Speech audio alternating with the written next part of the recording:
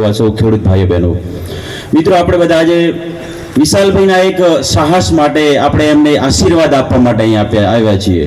કારણ કે સમયની સાથે આપણે જો તાલમેલ મિલાવીને ચાલશું તો આપણે આ જમાનાની અંદર ટકી શકશું, રહી શકશું, જીવી શકશું અને આપણું ગુજરાન ચલાવી શકશું. એવો સમય ત્યારે એટલો ફાસ્ટ સમય ચાલી રહ્યો છે.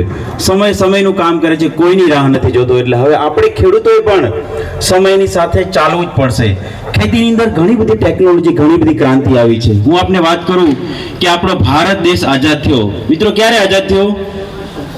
1947ની અંદર. ત્યારે આપણા ભારત દેશની વસ્તી એટલે પોપ્યુલેશન માત્ર ને માત્ર 30 કરોડ હતી. કેટલી? 30 કરોડ. હવે આજે એને 75-76 વર્ષ પૂર્ણ થયા. એ વખતે આપણા બાપ દાદાઓ, આપણા વડવાઓ જે ખેતી કરતા ને એ દેશી પદ્ધતિ હતી. બળદ દ્વારા ખેતી થતી, હળ જોડીને વાવણી થાય અને લણણી કરવા જવાનું, વાવવાનો લણવાનો બે જ પદ્ધતિ હતી. ઘરનું દેશી બિયારણ હોય એના થકી વાવણી કરવાની, એનું ઉત્પાદન મળે, એની અંદરથી આખા વર્ષનું જીવન વેચીને જીવન નિર્વાહ કરવાનો, પૈસા જે પણ આપણે આવક થતી ખેતીમાંથી એવી રીતે થતી. અને બીજી આવતી સાલના બિયારણનું, આવતી સિઝનનું પણ બિયારણ આપણે એમાંથી રાખતા. આવી રીતે એક જ સિઝન ચોમાસા આધારિત ખેતી, વરસાદ આધારિત ખેતી હતી. વાવવા જવાનું અને લણવા જવા બે પદ્ધતિ હતી. તોય પણ આપણા વડવાઓએ વિપરીત પરિસ્થિતિમાં ઘણા બધા કષ્ટ વેઠીને પણ ખેતી કરી છે અને ખેતીને ટકાવી છે. આપણી જમીન છે એને જીવંત રાખીને આપણને બધાને વારસામાં આપી છે. આપણે ખરેખર એમનો આભાર માનવો જોઈએ. મિત્રો, એ ઉત્પાદન થતું ઓછું થતું, પણ જે ઉત્પાદન થતું ને એ વખતનો બાજરો હોય, મકાઈ હોય, ઘઉં હોય, બીજા કઠોળ હોય, મગ, ચણા, અડદ જે પણ હોય, એ બધાની અંદર પૌષ્ટિક તત્વો વધારે હતા. એ આપણા વડાઓ ખાતા ને તેમાંથી અમને બહુ પોષણ મળતું. અને એટલે તમે જુઓ કે આપણા બાપ દાદાઓ કેટલા 6-6 ફૂટ ઊંચા હતા, હુસ્તપુસ્ત હતા. ઘણાને માથું નથી દુખ્યું, ઘણાને તાવ નથી, આ બીમારી શું કોઈ કોઈને ખબર નહોતી. કારણ જે ખોરાક હતો પોષક તત્વોથી ભરપૂર હતો, પૌષ્ટિક હતો અને એના થકી આપણા શરીરને ફાયદો થતો, કોઈ નુકસાન નહોતું થતું. પણ આ તો સમયની મજબૂરી કે આપણે બધાની જે ભારત દેશની વસ્તી છે એ વધવા માંડી અને એક સમય એવો આવ્યો કે આપણા દેશમાં ખાવા માટેનું અન્ન પણ ખૂટી પડ્યું અને કટોકટી જેવી વિપરીત પરિસ્થિતિ આવી. એટલે એ વખતની સરકારે બીજા દેશોમાંથી ખાવા માટેના જે ભાત, રાઈસ, ચોખા, ઘઉં આ બધું મંગાવ્યું, જરૂર પડી બીજું મંગાવ્યું અને એ દેશોમાંથી આવ્યું છેલ્લી ક્વોલિટીનું આવ્યું. તોય આપણા વડાઓ બિચારે ખાધું છે, જીવન નિર્વાહ કર્યું છે. પણ આ એક સમય એવો આવ્યો, કટોકટી આવીને આ બધું આપણે સહન કરવું પડેલું. પણ છતાંય આપણા કૃષિ વૈજ્ઞાનિકો વર્ષો સુધી મહેનત કરતા હતા અને 1965થી 66ના દાયકામાં મને સફળતા મળી અને આપણા દેશની અંદર ગ્રીન રેવોલ્યુશન એટલે કે હરિત ક્રાંતિનો ઉદ્ભવ થયો. અને સૌપ્રથમ ઘઉં અને રાઈસ એટલે કે ભાત, આ બે પાકની અંદર હાઇબ્રિડ જાત શોધાણી. એ આપણે કણમાંથી મણ પકવી દે. કહેવાનો મતલબ તમે જે પણ જુઓ એ બધું ઉત્પાદન આપણને એમાંથી મળી જાય. તમે એક દાણો નાખો 100 દાણાથી આપણને ખબર ન પડે એવી હાઇબ્રિડ જાતો શોધાણી.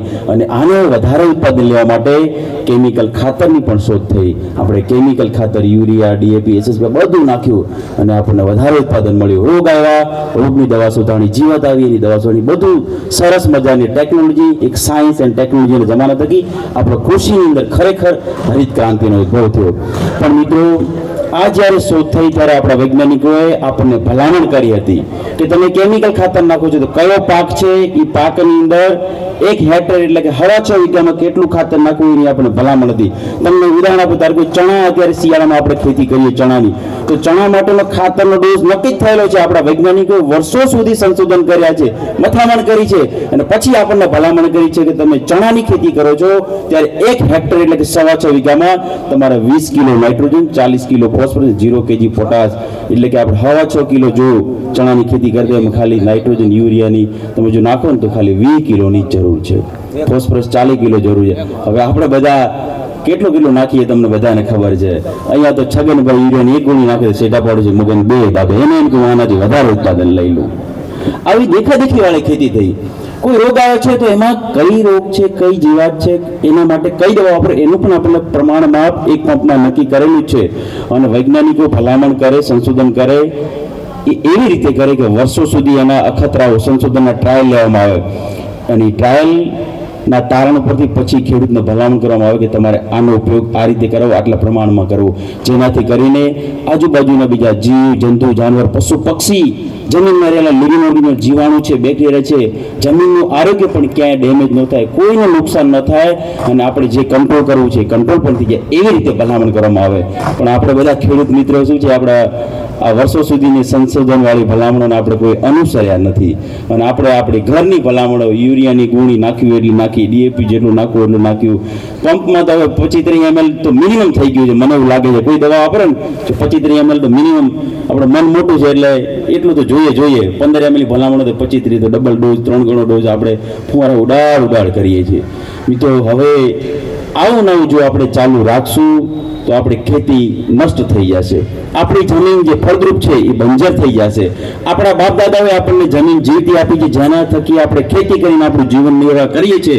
તો કદાચ આપણે આપણા સંતાનોને પણ જો વારસામાં આપશું તો એ જમીન ખેતી લાયક નહીં રહે, બંજર થઈ જશે. તમારી 500 વીઘા જમીન હોય પણ એમાં જો કણમાંથી મણ પેદા નહીં થાય તો જમીન ખેતી લાયક નહીં રહે. આપણે બધા અન્નદાતા છીએ. ભારત દેશનું ભવિષ્ય આના થકી જ ઉજળું છે અને વસ્તી દેશ આઝાદ થયો ત્યારે 30 કરોડ હતી, અત્યારે 142 કરોડ આંકડો પહોંચી ગયો છે. એ પણ એક ક્રાંતિ જ છે. જો કે વિશ્વની અંદર નંબર 1 પર પહોંચ્યા, પણ આને હવે ખાવા માટેનું અન્ન આપણે બધાએ પેદા કરવાનું છે. અને હવે સમયની સાથે નવું સાયન્સ, નવી ટેકનોલોજીનો સહારો લઈ આપણે બધા જાણીએ છીએ કે આપણા વડવાઓ માથું દુખે એ કેવું હોય એ ખબર નથી, તાવ આવે એ કેવું હોય ખબર નથી. અત્યારે દરેક પરિવારમાં ડાયાબિટીસનો દર્દી લગભગ છે, હાર્ટ એટેકની બીમારી કોમન થઈ ગઈ છે અને હવે કેન્સર નામની જે ગંભીર બીમારી છે એ પણ લગભગ કોમન થવાની તૈયારી છે. હજી જો આપણે જાગૃત નહીં થઈએ તો આવનારા 5 વર્ષ પછી આપણા દરેક પરિવારમાં કેન્સરનો એક દર્દી પણ હશે. ખેડૂત મિત્રો, મારો કહેવાનો મતલબ એવો છે કે આપણે બધાએ સાયન્સને અપનાવીએ, સમજીએ અને પછી આગળ વધીએ. આ બધી વિપરીત અસરો થઈ એટલા માટે આપણી ગુજરાત સરકાર, આપણી ભારત સરકારે ચિંતા કરી. જો આપણે ખેડૂતોને સાચી દિશા નહીં મળે, સાચી રીતે સાચી પદ્ધતિથી જો ખેતી નહીં થાય તો આ ખેતી પણ પડી ભાગશે. એટલે 2015ની અંદર ભારત સરકારે સેન્દ્રિય ખેતી નીતિ અપનાવી. એટલે કે આપણે જે ખેતી કરીએ એની અંદર લેબની અંદર બનેલા જે ફૂગ છે, વાયરસ છે, બેક્ટેરિયા છે, જેમ કે આપણે યુરિયા, ડીએપી નાખીએ એના કરતાં આપણે જૈવિક ખાતરો નાખીએ. એનપીકે કંસોડિયા અહીંયા બનેલું છે, નાઇટ્રોજન માટે રાઇઝોબિયમ નામના બેક્ટેરિયા આવે, ફોસ્ફરસ માટે પીએસબી નામના બેક્ટેરિયા આવે, પોટાશ માટે કેએમબી નામના બેક્ટેરિયા. બધા બેક્ટેરિયા છે જે જીવાણુ છે, જમીન આપણે લેબની અંદર બનાવેલા છે, પ્રોય સ્વરૂપમાં જ્યારે બોટલમાં અહીંયા પડેલા છે, તમે જોઈ શકો. આપણે બધાએ કેમિકલ દવાનો ઉપયોગ કરીએ એના બદલે ધારો કે મગફળીમાં ફૂગ આવે, સફેદ ફૂગ આવે, સુકાર આવે, કોઈ પણ પાકમાં આવે તો એના માટે ટ્રાઇકોડર્મા નામનું આપણે દેશી ભાષામાં પાવડર કહીએ, એ પણ એનો ઉપયોગ કરી શકીએ. કોઈ પણ પ્રકારની ઈયળ હોય તો બીવેરિયા બાસિયાના છે, અહીં પણ એ પણ છે, એનો ઉપયોગ કરી શકીએ. કાળી ફૂગ હોય તો સ્યુડોમોનાસ, મુંડા આવતા હોય તો મેટારિઝિયમ, વર્ટિસેલિયમ, બધું દરેક પ્રોડક્ટ આપણી પાસે છે, બધી જ રેન્જ છે અને એ બધી લેબની અંદર બનેલી છે, બધી જૈવિક છે, કોઈ કેમિકલ નથી. આ આપણે જમીનમાં નાખશું, પાક ઉપર છંટકાવ કરશું તો એનાથી કોઈ વિપરીત અસર નથી. નહીં જમીનને નુકસાન થાય, નહીં આજુબાજુના પર્યાવરણને નુકસાન થાય, નહીં પશુ પક્ષી, જીવજંતુ, જાનવરોને પણ નુકસાન થાય. અને આ જે બધી વસ્તુ છે એ જૈવિક છે. એની રિઝલ્ટ, જેનું પરફોર્મન્સ કદાચ આપણને, આપણે બધા શું કરીએ ત્યારે કે ખાતર નાખવું હોય, આપણો ભાગીઓ કે ભાઈ આપણે યુરિયા ખાતર નાખવું હોય, આપણે બાઇકની કીક મારીને એગ્રોવાળા પાસે જઈએ, લાવીએ 10 મિનિટે નાખી દઈએ. એવું કામ આમાં ન થાય. આમાં થોડો રાહ જોવી પડે. જૈવિક વસ્તુ છે. ધારો કે તમે બીવેરિયા, કોઈ પણ ઈયળના કંટ્રોલ માટે બીવેરિયા બાસિયાનો ઉપયોગ કરો ને તો એ પાક પર છાંટ્યા પછી ઈયળ એને ખાશે તો એના પાચન તંત્રમાં જશે, પછી ધીમે ધીમે એને નબળું પાડશે અને મારશે. એટલે એનું કામ થોડું આયુર્વેદિક દવા જેવું છે કહેવાનો મતલબ, સમજાય ને? આપણે ઓલી એલોપેથી લઈએ, આયુર્વેદિક લઈએ, એટલે એવી રીતનું આ કામ છે. એટલે ભવિષ્ય આનું છે. હવે મિત્રો, એનાથી પણ આગળ હમણાં 2019થી જ્યારે આપણા મહામહિમ રાજ્યપાલ આચાર્ય દેવવ્રત સાહેબ આપણા રાજ્યના ગવર્નર બન્યા ત્યારથી તેઓ પ્રાકૃતિક ખેતીની આખી મુહિમ લઈને ચાલી રહ્યા છે અને આખા દેશ લેવલે ત્યારે ખૂબ મોટા પ્રમાણમાં ખેડૂતો પ્રાકૃતિક ખેતી કરી રહ્યા. મિત્રો, પ્રાકૃતિક ખેતી એટલે આપણા જે વડવાઓ કરતા ને એ જ છે, પણ એની અંદર નવું સાયન્સ, નવી ટેકનોલોજી, નવું રૂપ રંગ નામ આપી અને એને થોડું સાયન્સ એડ કરીને પ્રાકૃતિક ખેતી એટલે નેચરલ ફાર્મિંગ, પ્રકૃતિએ, ઈશ્વરે, ભગવાનને આપણને જે રિસોર્સિસ, જે વ્યવસ્થાઓ આપી છે એ બધી વસ્તુનો ઉપયોગ કરીને ખેડૂતે જાતે ખાતર બનાવવાનું, જાતે દવાઓ બનાવવાની, એનો ઉપયોગ ખેતીમાં કરવાનો છે. આ આવી ખેતી છે. જીરો બજેટવાળી કહીએ, ગાય આધારિત ખેતી કહીએ તો પણ ખોટું નથી. એકદમ ઓછો ખર્ચે વધુ ઉત્પાદન આપણે લેવું હોય તો આપણે પ્રાકૃતિક ખેતી કરવું પડશે. ઘણા ખેડૂત મિત્રો કરે છે, ઘણી ફરિયાદ આવે, પણ આપણે મિત્રો પ્રોપર પદ્ધતિ, એના સિદ્ધાંતો છે એને